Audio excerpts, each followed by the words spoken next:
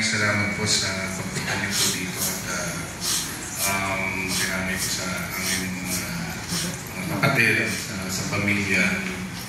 Na-appreciate po namin lahat ng effort niyo. Yung mga iba, galing pang ibang bansa, ibang probinsya, may mga meeting na importante, kinansel lahat at nandito ngayon.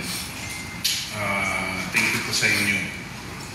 So, yun nga, sabi ko na kwento na ni Kiko lahat ng mga gusto yung kwento. Pero syempre, mas marami pang magagandang alaala na experience ko na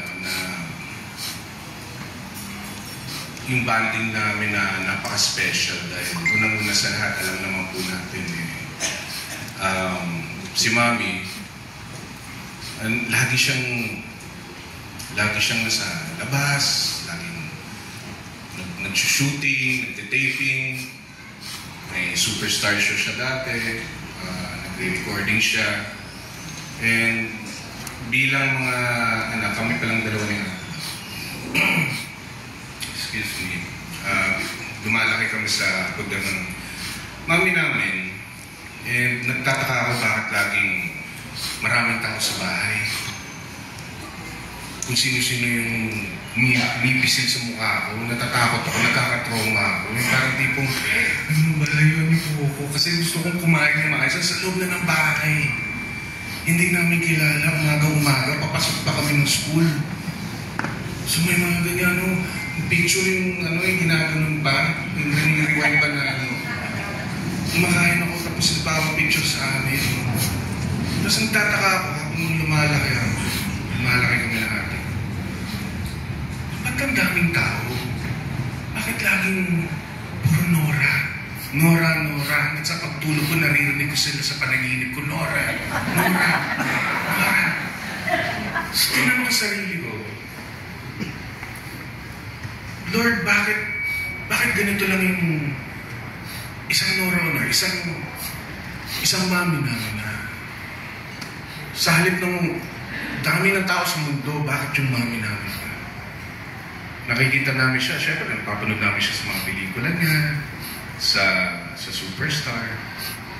Minsan ginigest.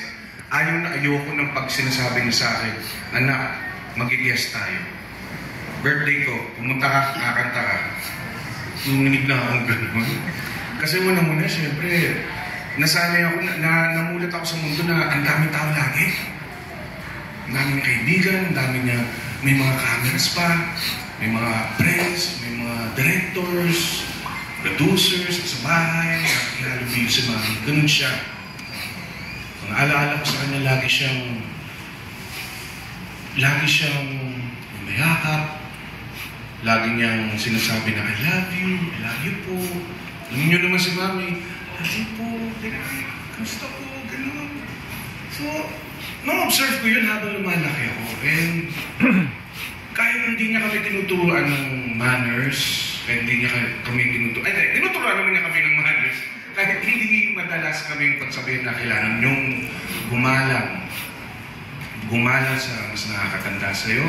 Hindi lang sa mas nakakatanda, kahit sa mas nakakabata sa'yo. Kailangan may galang.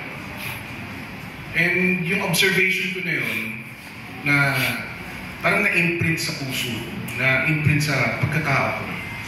And habang lumalaki kami, ganun po, kahit mga bata, tinatawag namin, ate, may po. Yung mga alaala na meron ako kay